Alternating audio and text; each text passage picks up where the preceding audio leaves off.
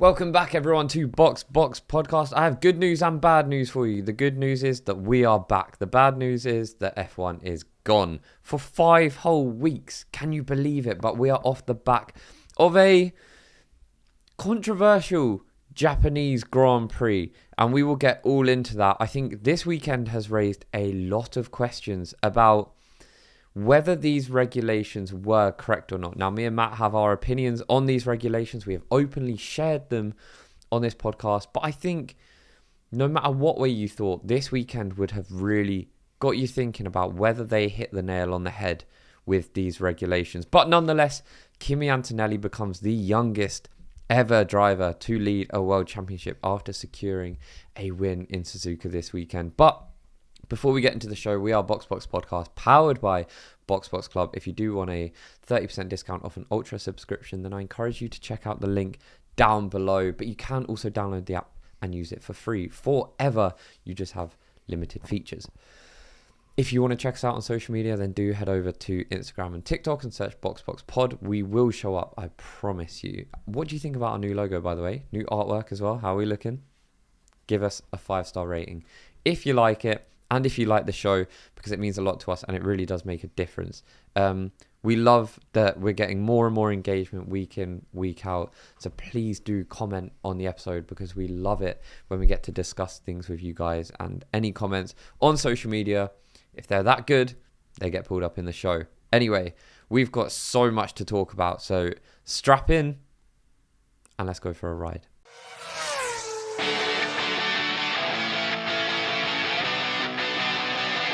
All right, guys, welcome along. And look, as Luke said, we've been very vocal about our opinions on these new regulations. The first race in Australia, we're kind of like, okay, all right, it's fine. China, we're like, okay, still good, got a bit of racing. Today, I was bored.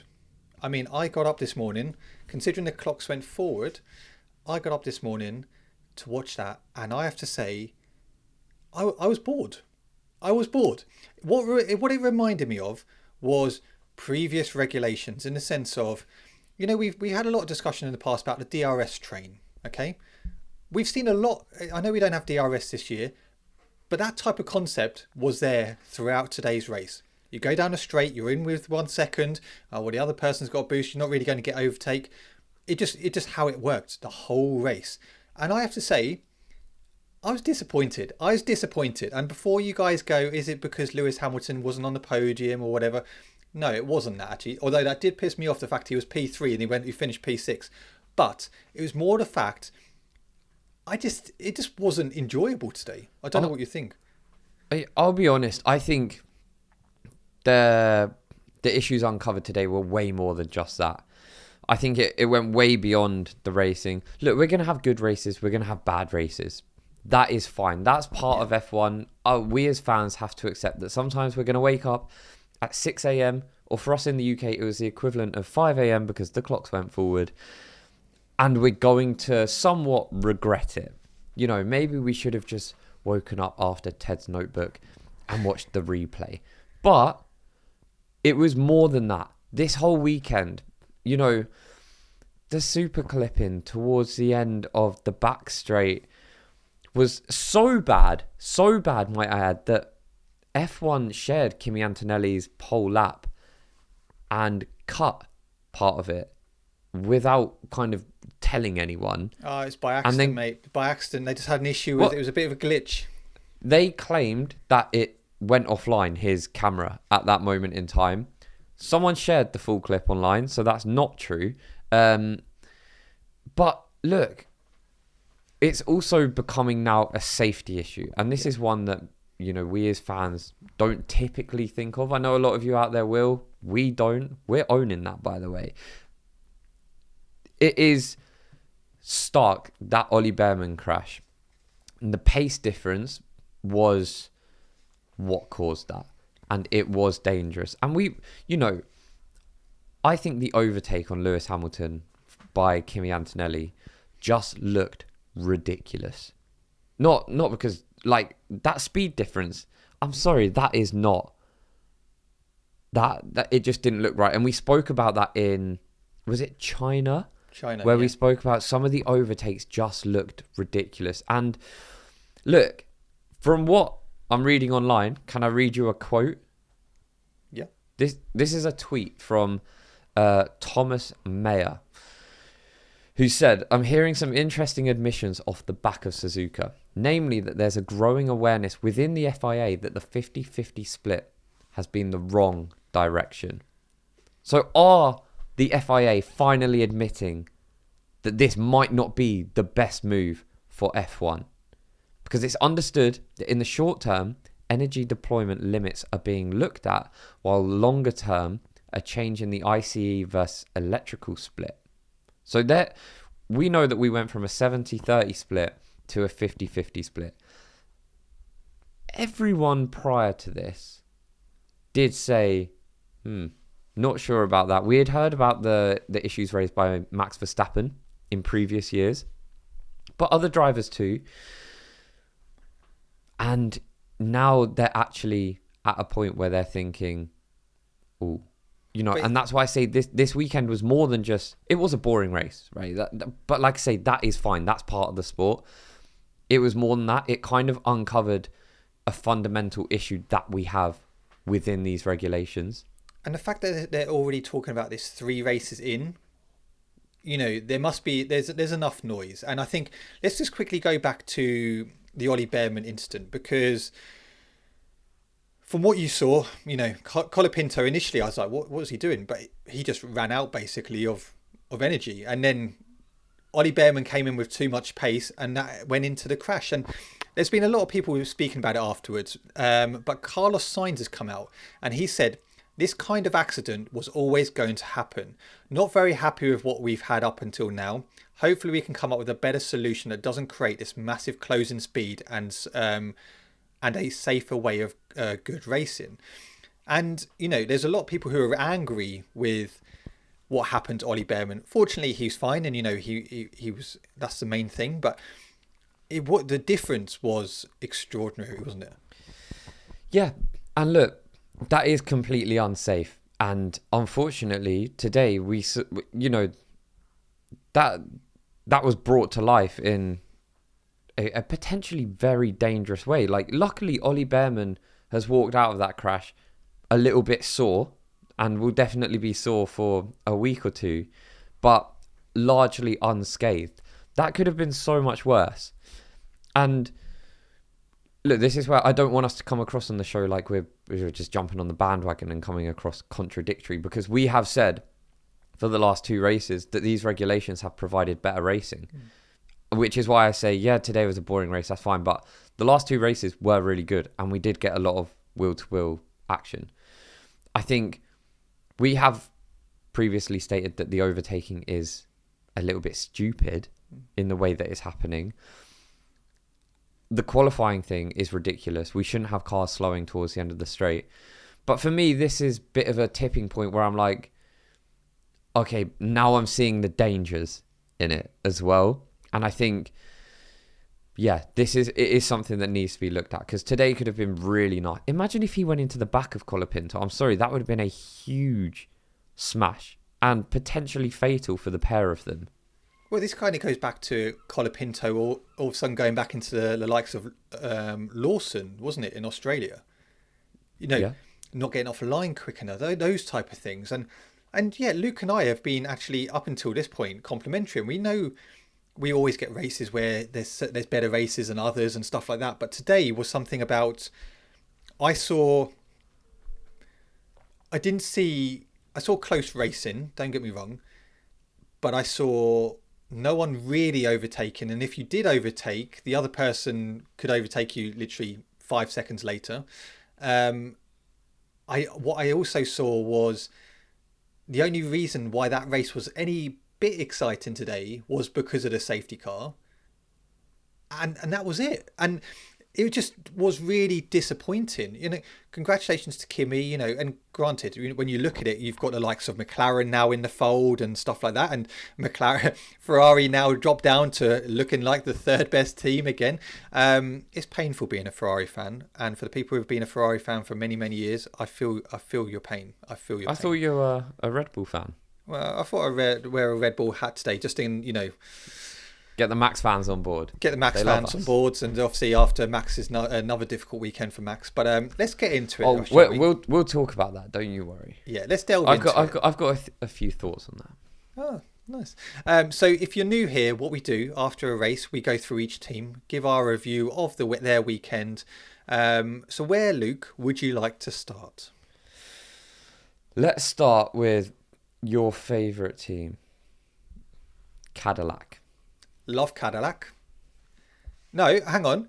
I'm going to... look, firstly, both cars finished today. Congratulations. Yep. Granted, Valtteri Bottas finished last. Okay. But Sergio Perez... No, Alex Albon finished last.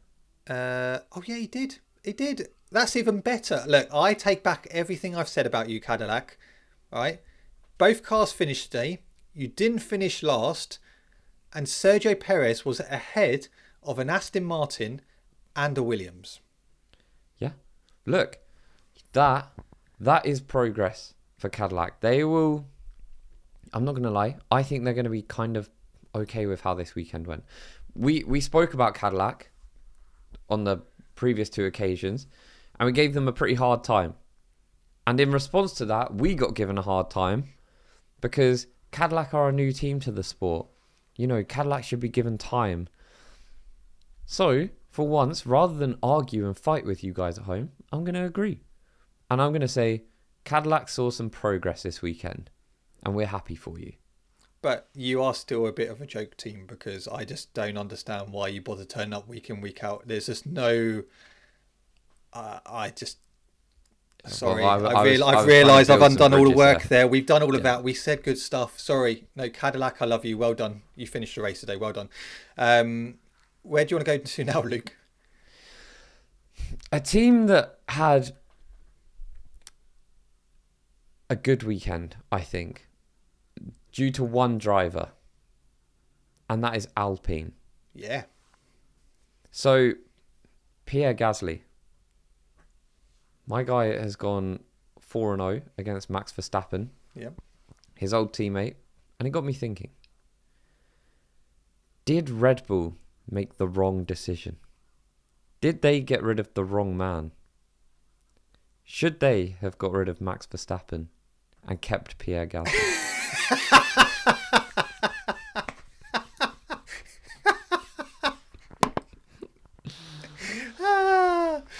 Oh God, I can't wait for the comments.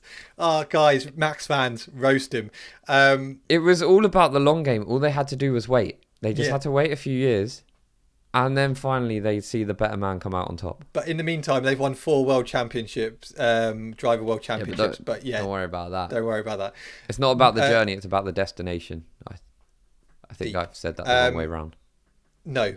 They didn't get rid of the wrong man. They kept the right man. Max Verstappen was the right man. But Pierre Gasly has shown once again that actually you give him a competitive car, he will deliver. And, he looked comfortable today. Although he had Max Verstappen breathing down his neck, a lot of people will crumble under that. He didn't.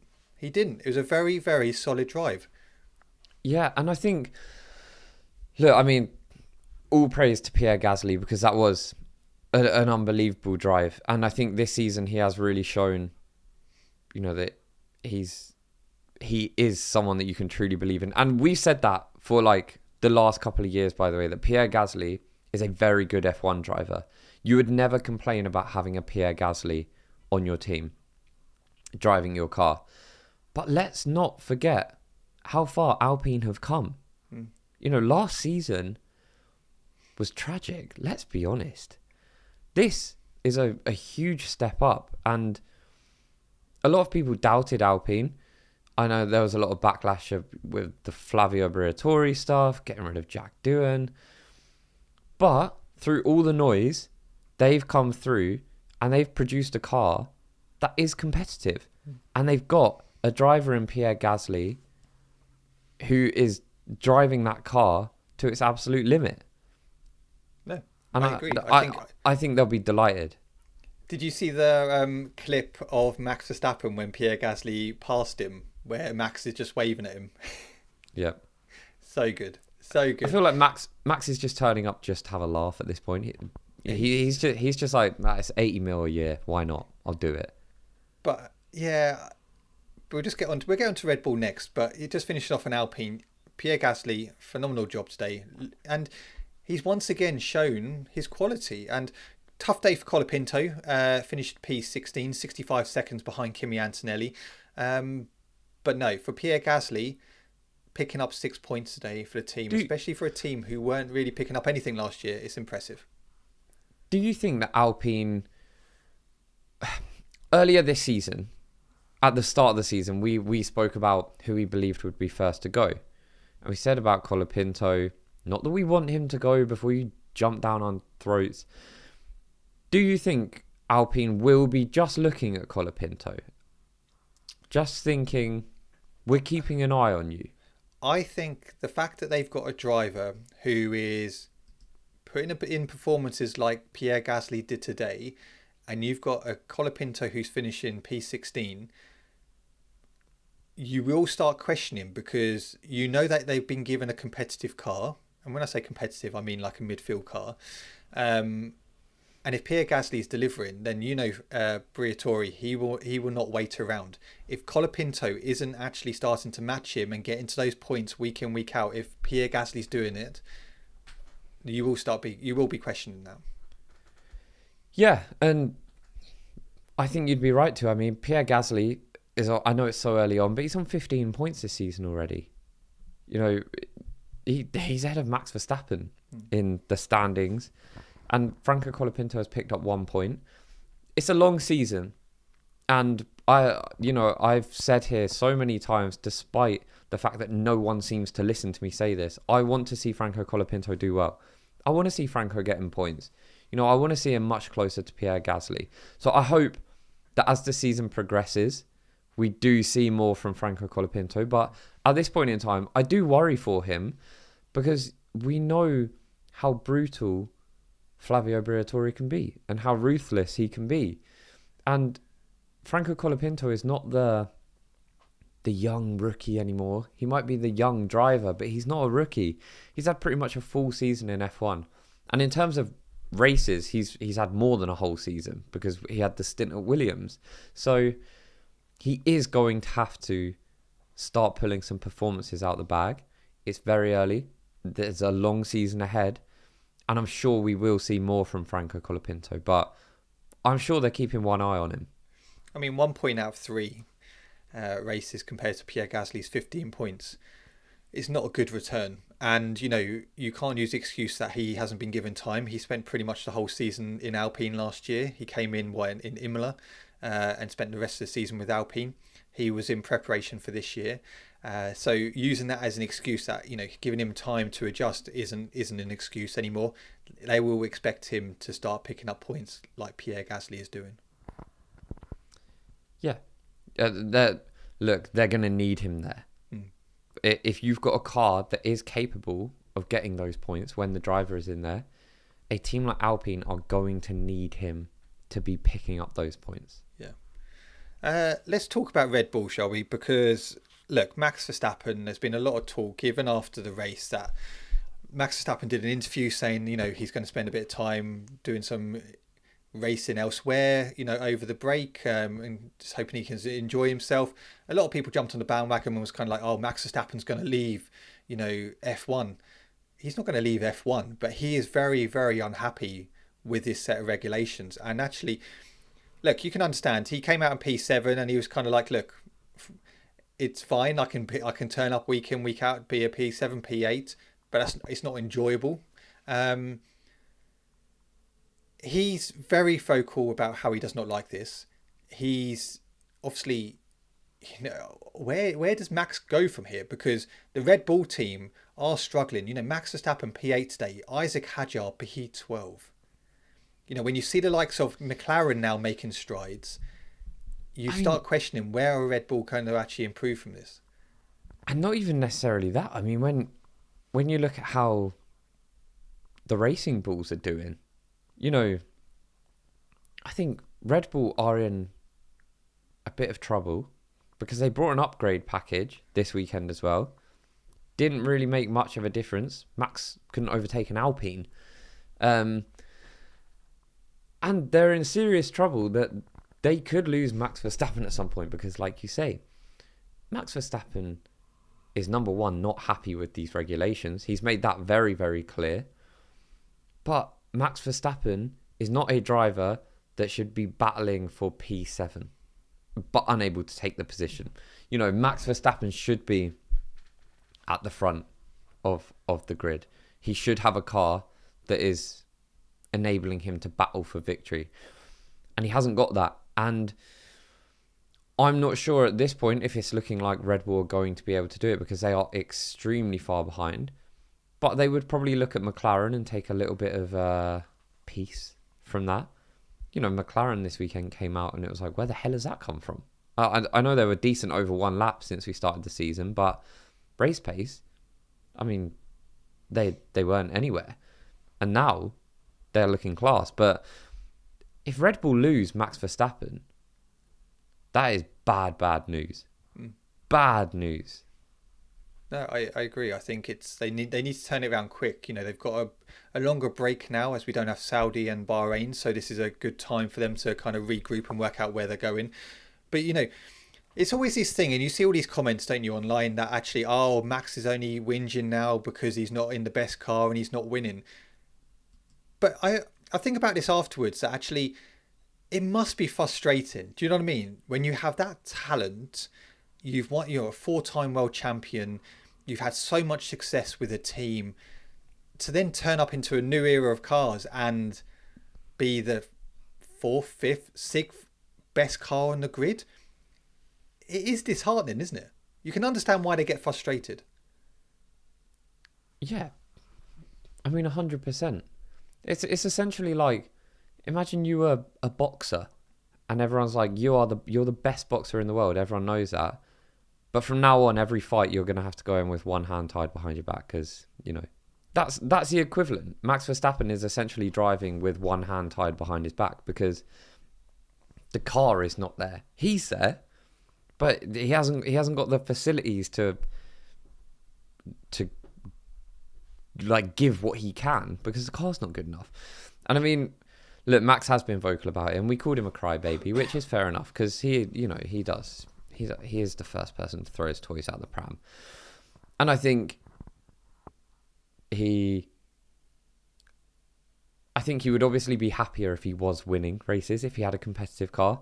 But I do genuinely believe that his opinions on these regulations come from a very genuine stance point of like, yeah, but this isn't racing, this isn't proper, there is issues. I do genuinely believe that. I think Max Verstappen has the best interests of, not Formula One, but racing at heart. I mean, he came out and said after the crash, I mean, one guy is completely stuck with no power, basically, and then the other one uses the mushroom mode, and it can be a 50 or 60 kilometers difference. It's really, really big. If it's all about safety, it's easy to fix things. Maybe we should use the word safety for it to finally make some changes. Maybe Max Verstappen should have led with the word safety when he first came out and complained, and then we wouldn't have said he was throwing his toys out the pram. But I completely agree with him. Yeah, I mean, look, I think because he's been so vocal since 2023, you kind of actually get on board with what he's trying to say, and the fact of he knew this was going to happen. And for him, he sees racing as going as fast as you can, overtaking, pace, none of this whole, you know, electrical saving power, blah, blah, blah. For him, it's racing. And he's in a position at the moment where he's just not enjoying it. And you can understand why. And I don't think it's even Max. There's a lot of drivers on the grid who are of the same opinion that this isn't Formula One. Yeah, I mean, look, even Lando's come out today and said it. Carlos Sainz said it in the media pen. Ollie Behrman, I've seen an interview of him. He is, you know, he's like, we've told the FIA about this, and like, it's had to come to this for them to do something. And I think that's the disappointing thing. The FIA are not just there to put on a spectacle. They're not just there to make the sport as entertaining for us fans as possible. They are there to also protect the drivers and make sure that the sport is progressing in the right direction with both the driver's best interests at heart, the sport's best interests at heart, and us fans' best interests at heart, right? Do you really believe that though? Do you really believe? Because if the FIA had the best interest of drivers and fans, No, I'm saying that's what they should. That's what they are there for. Okay, sorry, yeah. But that's not what they're doing. No. Clearly, that's not what they're doing. Whatever this agenda was for these new regulations, I don't know whether it was because this is the future of racing, or whether it was because this will give us better racing, or whether it's because net zero, whatever. It's clearly completely overlooked the safety element. And that's why I think if you were a driver, you have every right to be pissed off, because you'd be like, well, they've kind of thought about everything else and then just thought, F the drivers, like, who cares about us? That's how I would feel if I was a driver. No, agree. I do. We just on the topic of Max Verstappen and throwing his toys out the pram. Did you see he threw a reporter out? Yeah. What are your thoughts on that? And if you don't know this story, basically, during the media day, I believe it was Thursday at Suzuka, Max Verstappen threw a British journalist out of his interview, basically saying, I'm not speaking before he's leaving. And then Max just says, get out, repeatedly. This guy was the same guy that posed the very, in my opinion, legitimate question of, it was, Max, you lost out to Lando by just 2 points. This was at the end of last season.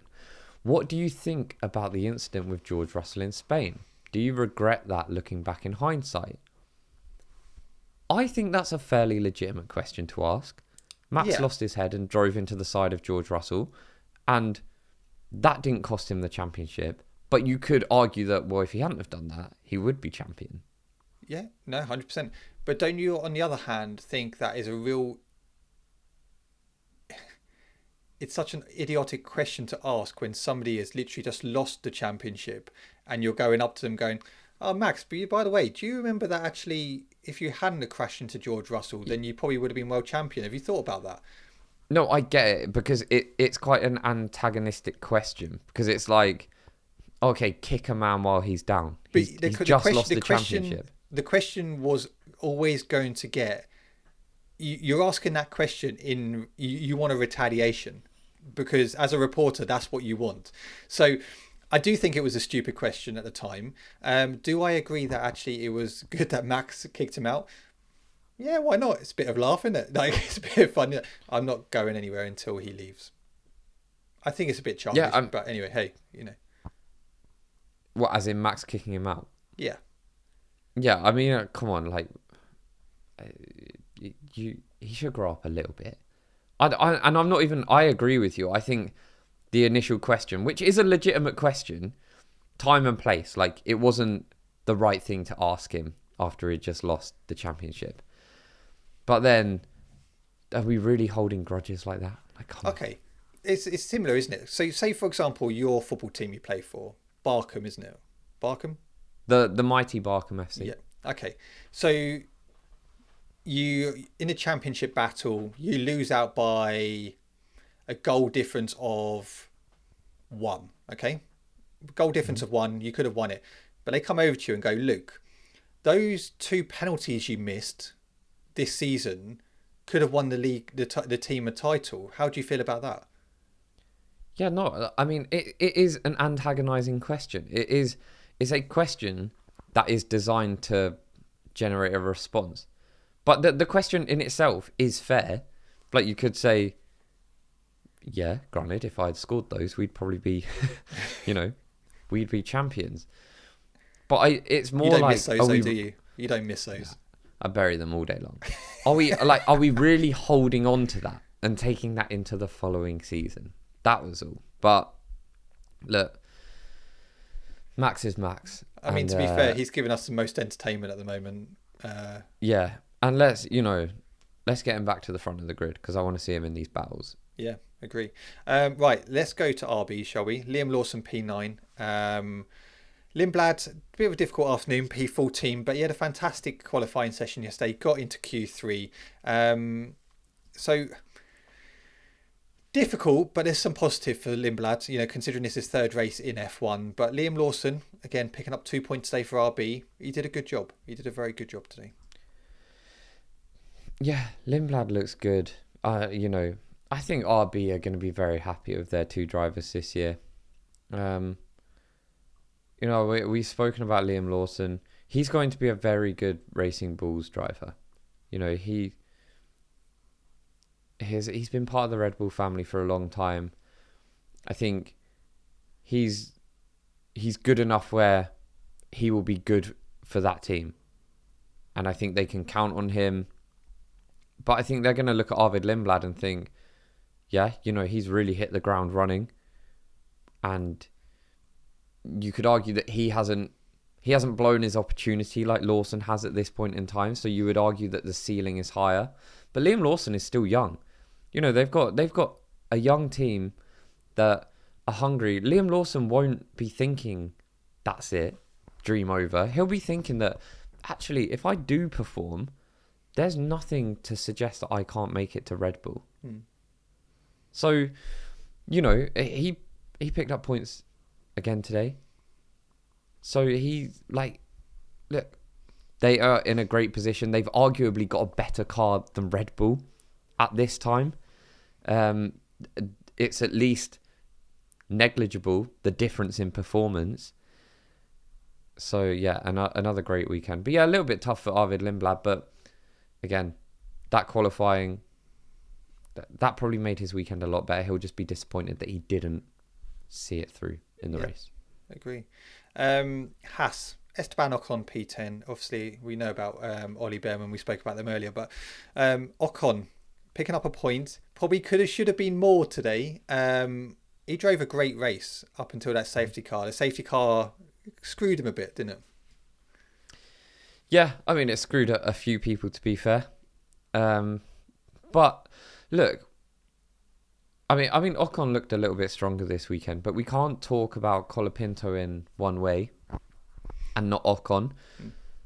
Ocon, this was his first point that he picked up this season. Do you believe that they will also be, Haas will be just keeping one eye on Esteban Ocon? Because Ollie Behrman, best of the rest at the moment. P17. And he didn't pick up a single point today, for obvious reasons. I think they'll be happy with Ocon and Behrman. I think that for them this year, it's a solid partnership. I don't think they'll be concerned about Ocon, in all honesty. How big would the gap need to be at the halfway point between Ocon and Behrman for RB to be worried? For Haas to be worried? 30 points? 20 points? Yeah. Okay, that makes sense. Yeah, well, I mean, if we're 3 races in, we're going to assume Ollie Behrman, if he goes at his current rate, is probably on about 40 points. Yeah. 40 to 50 points by that time. And if Esteban Ocon is only on 5 to 10, that will be cause for concern. Then you'll be a bit concerned. Yeah. But I don't think it'd be enough to change in season. I think it'd be something that would change at the end of the season, if that makes sense. Yeah, and I still think this is purely speculative because I think it's way too early to judge any of these because in 2 races' time, Esteban Ocon could be ahead of Ollie Behrman in points. It's too early.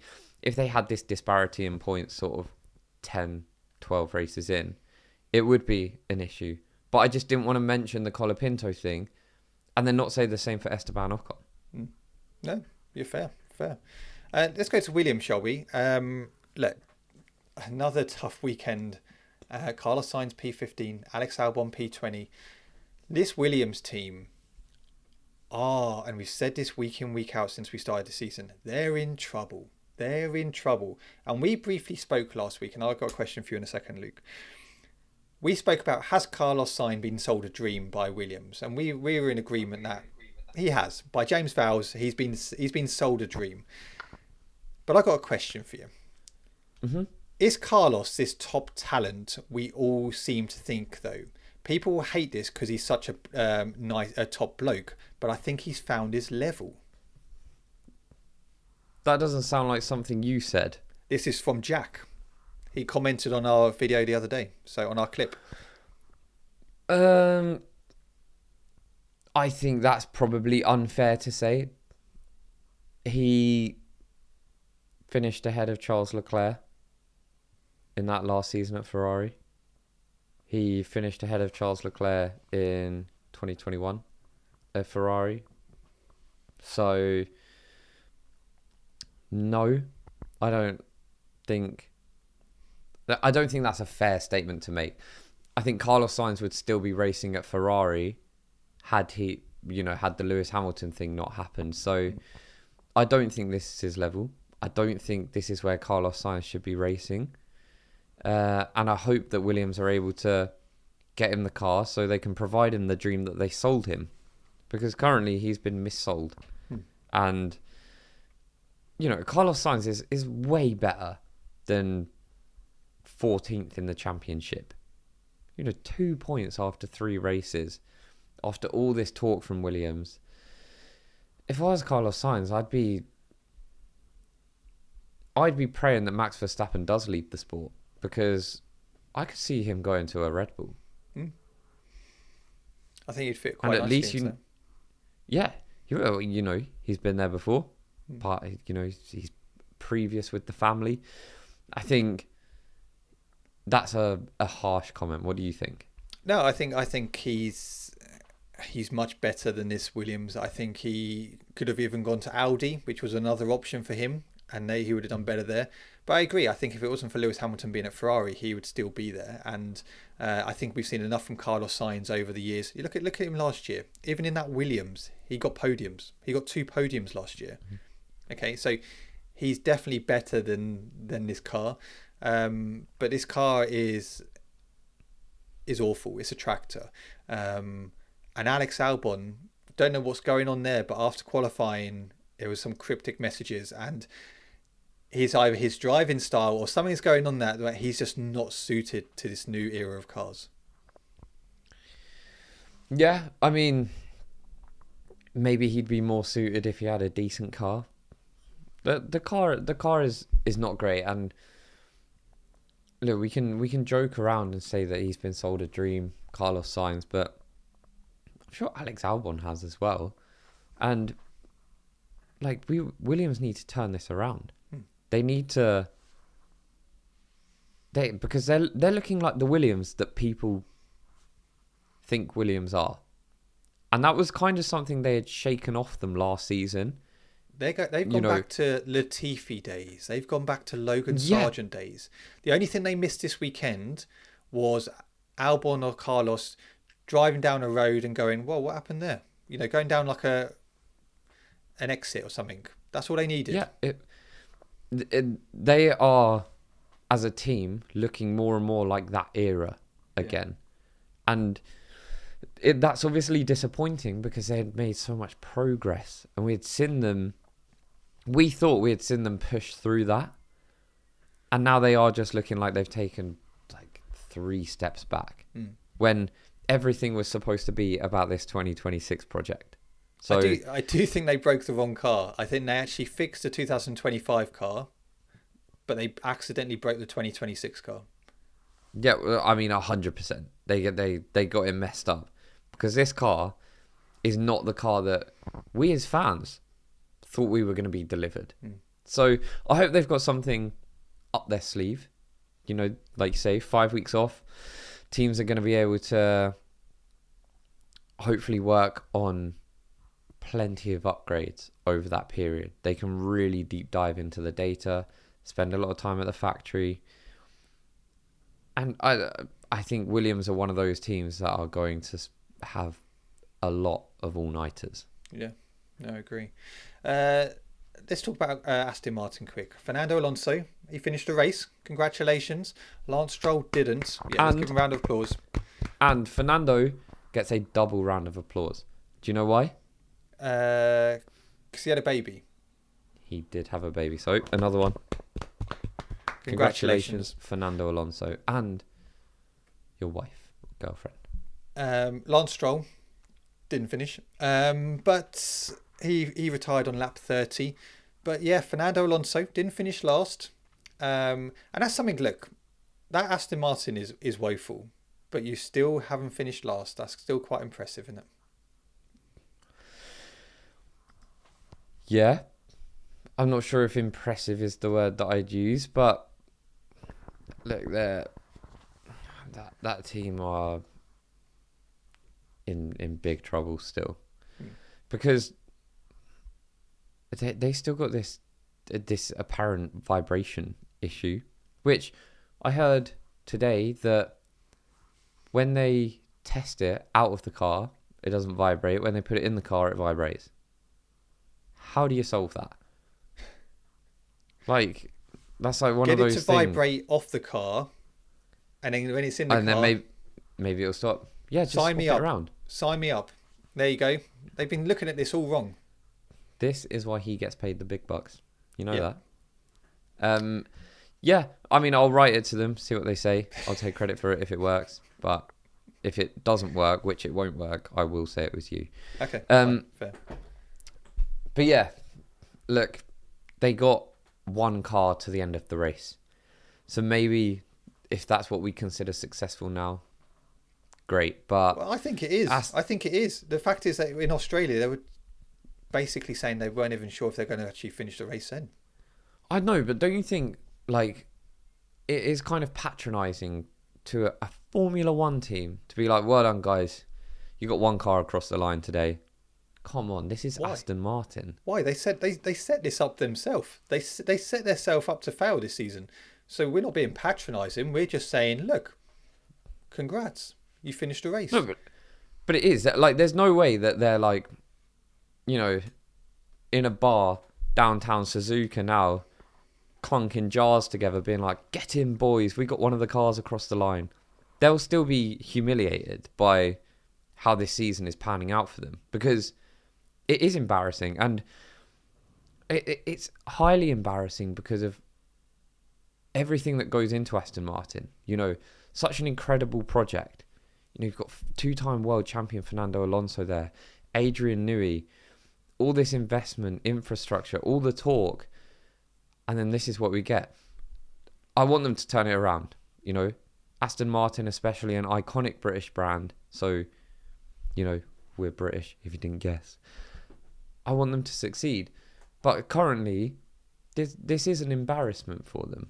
Well, there was photos, wasn't there? You know, obviously Mercedes, when they won, they got the P1 T-shirts on for when they... I don't know if you've seen those. Have you seen those? Yeah. Yeah.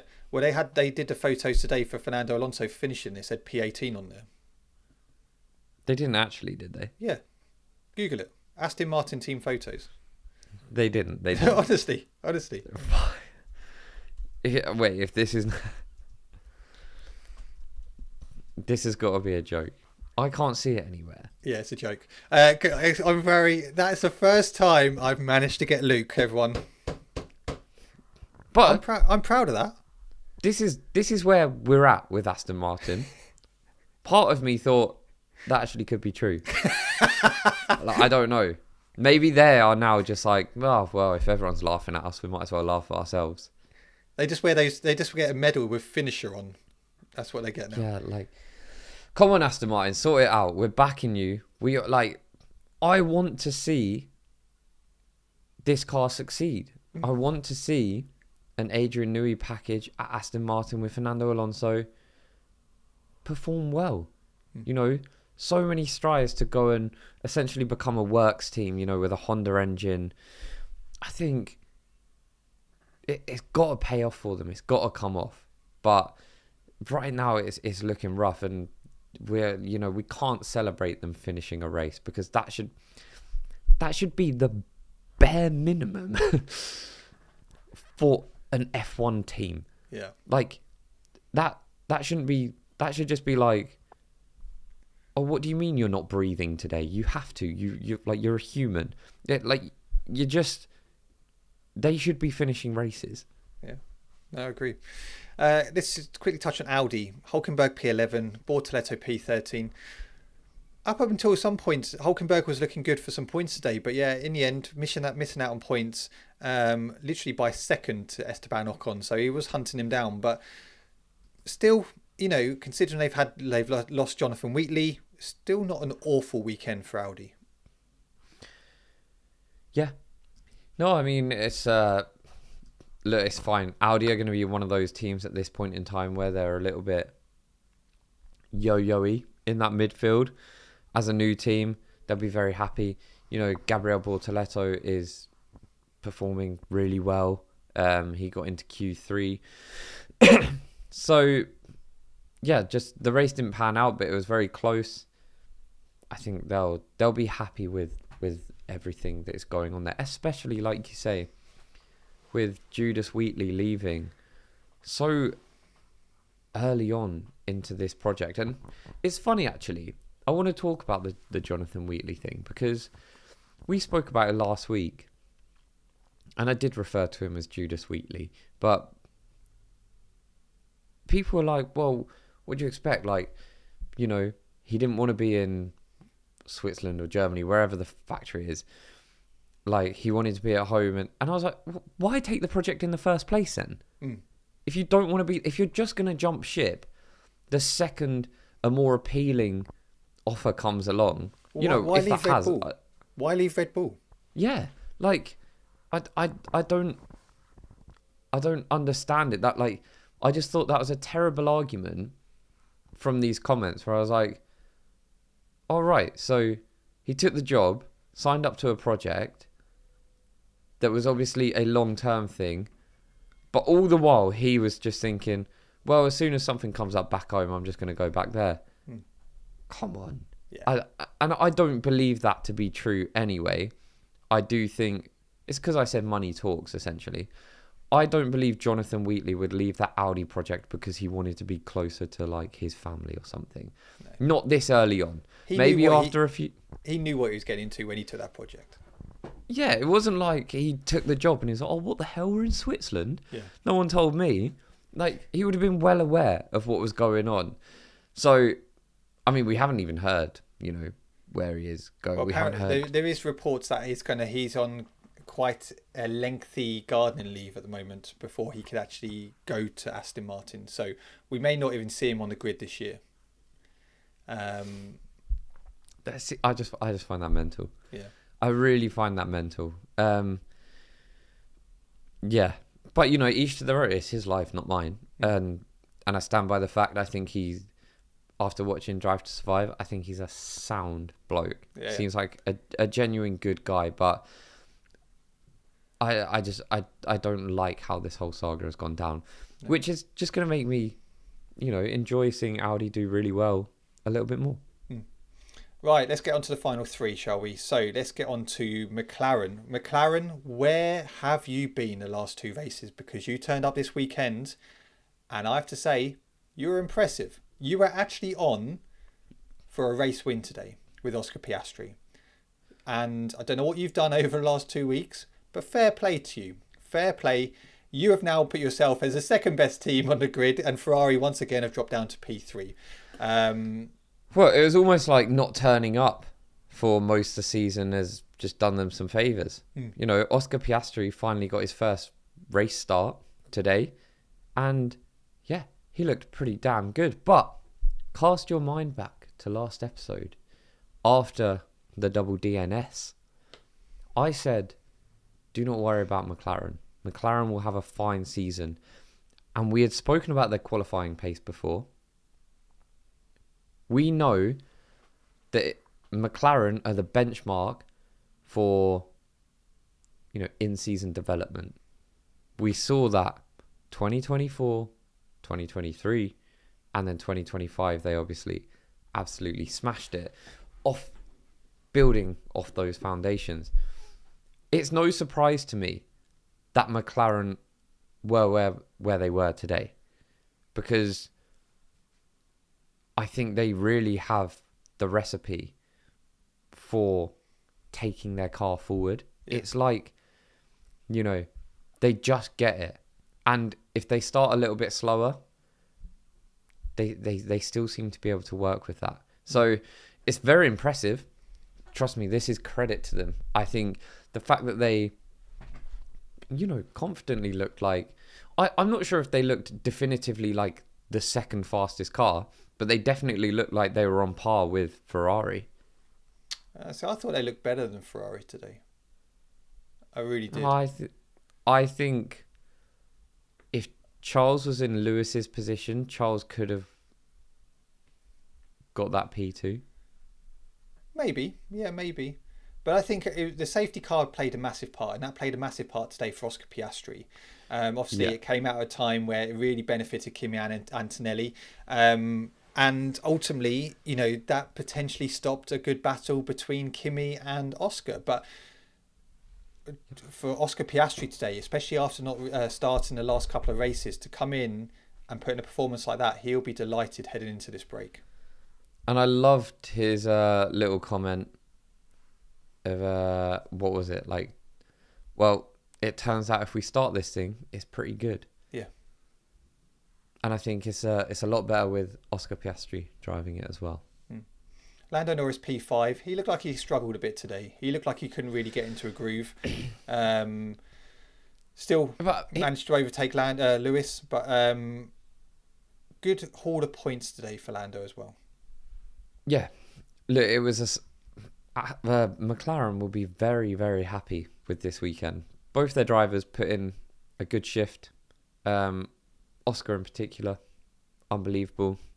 And I think they'll be heading into this 5-week break with now a very good foundation to build off, because they know that this is the first we really saw McLaren with race pace this season. Yeah. It sounds silly because we didn't see them last week, I know, but they had, or whenever it was, China, 2 weeks ago. They obviously looked decent in quali, but then when we got to, in Australia, Lando was nowhere.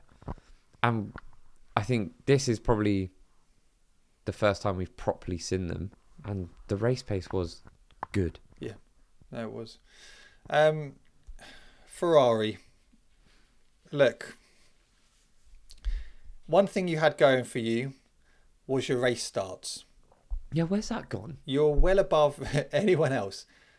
That was your key. That was your key to get in front. It looks like that's gone now. It looks like McLaren have now got on board. It looks like actually Mercedes they're not bad, but your main jewel has gone by the looks of it. Mercedes still look a little bit rough off the start. Yeah, McLaren seem to have kind of figured it out. I don't know where that's gone, but look,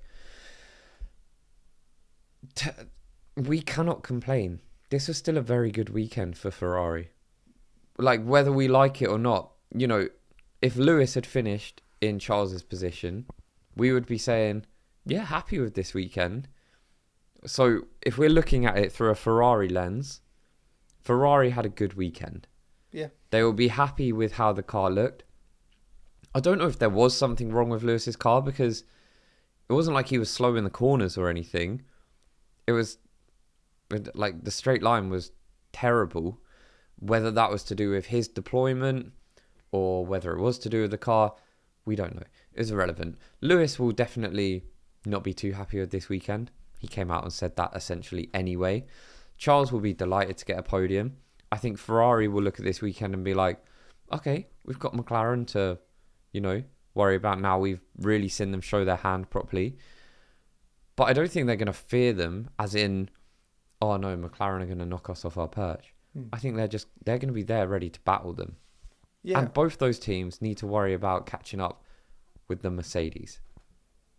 Agreed. But yeah, no, for Lewis and Charles, a good haul of points, especially heading into this break now.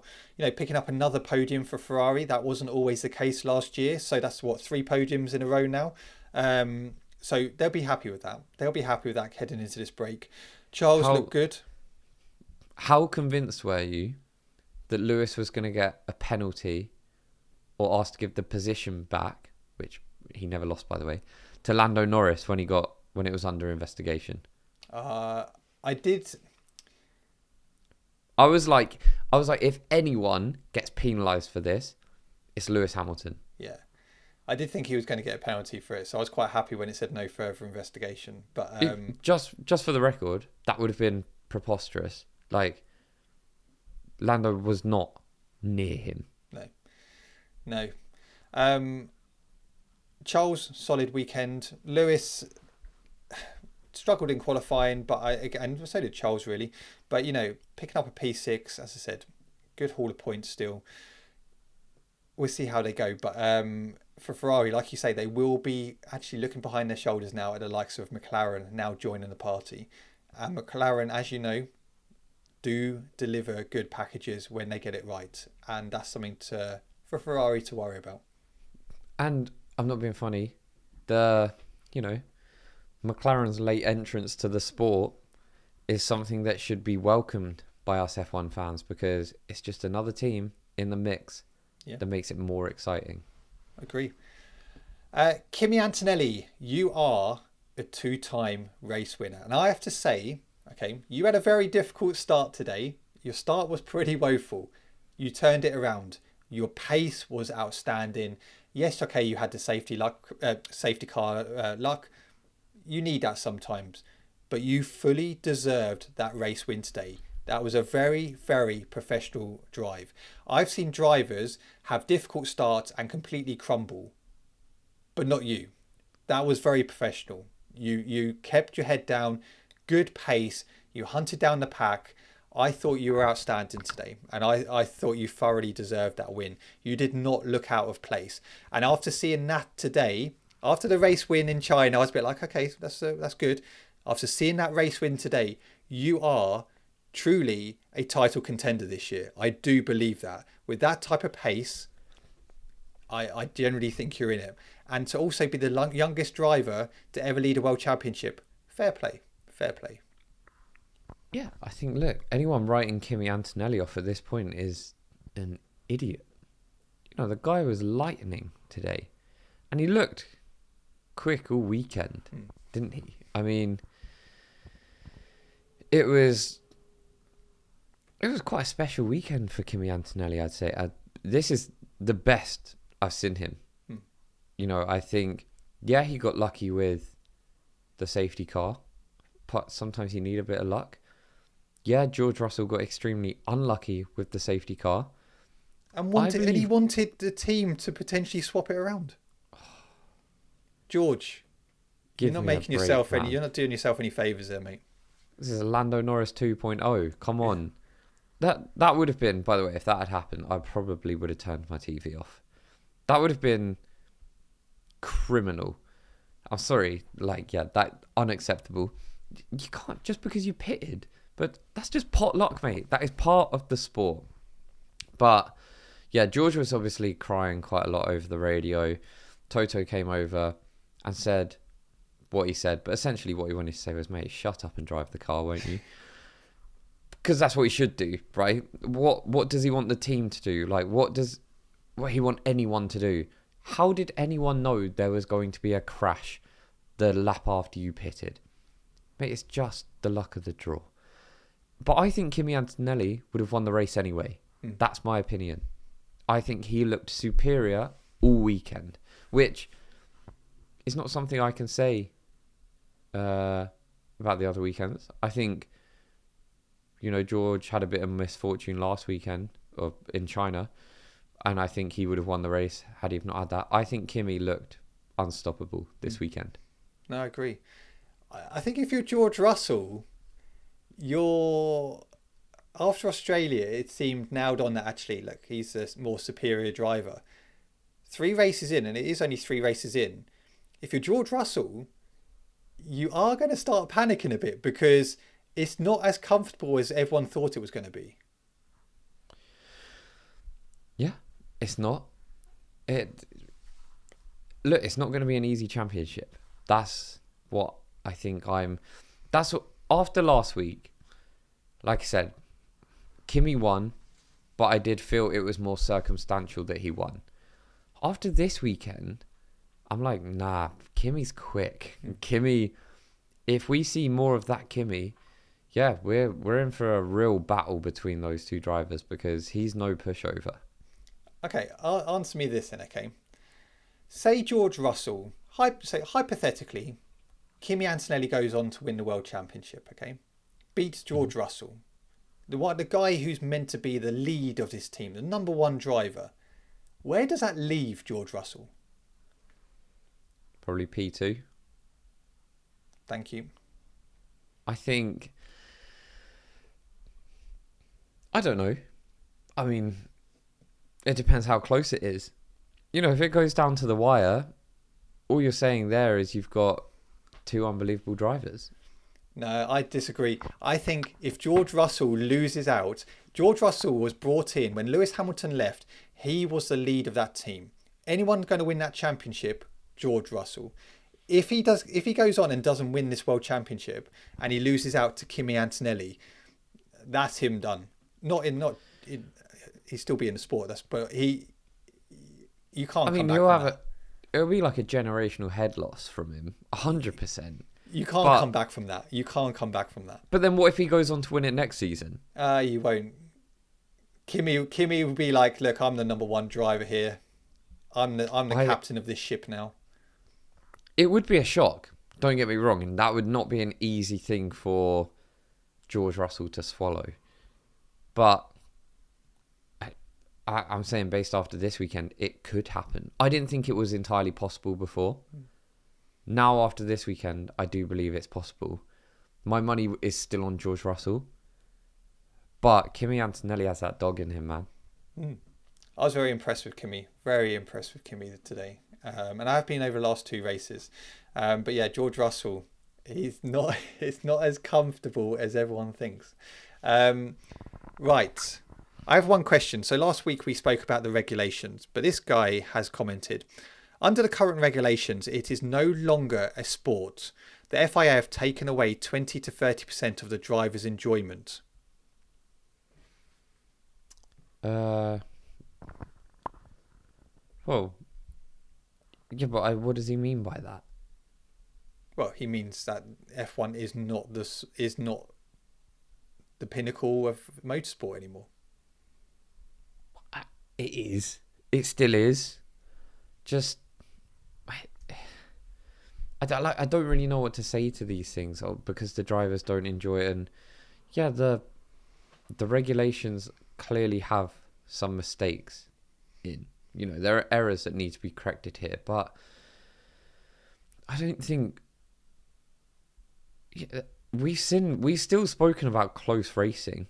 We have had some good battles.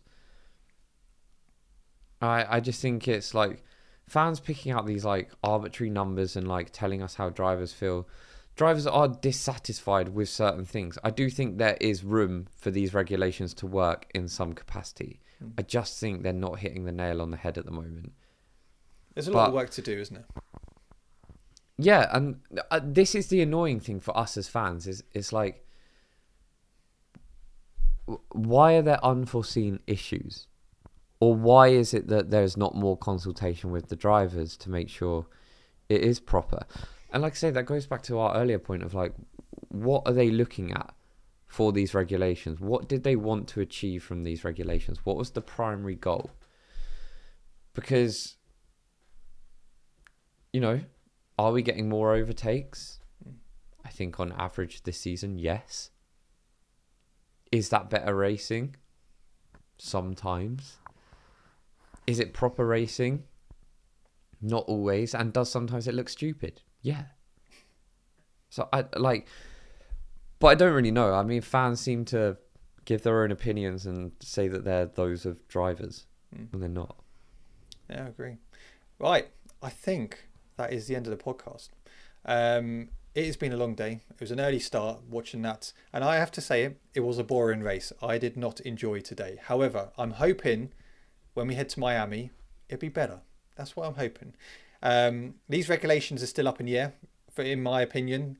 I think there is, like Luke said, the potential for these regulations to be good, but I think there needs to be a tweaking, and I do think they need a driver involvement for that from a satisfaction point of view, but also a safety point of view. So I think there's a lot of work for the FIA to do to try and get this into an area that people are happy with. So it'll be interesting to see what they do over the next few weeks for that. But that is the end of the podcast. Hopefully you have enjoyed it. We'll be back next week. It's a long time without F1 now, Luke. It's a long time. 5 weeks, man, is insane. I mean, we're going to be here. There will be 1 week that we're not here, by the way. Okay, well, guys, I'm finding this out at the same time as you. So what week is that, Luke? I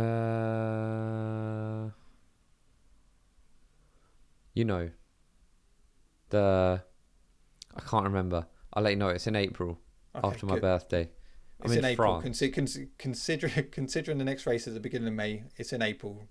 It's not going to be. We will let you know when we're not going to be here, but we will be regularly coming back. We will just miss one episode, but that's fine because there's no F1 on. But we will be keeping you up to date with all the F1 news and F1 entertainment.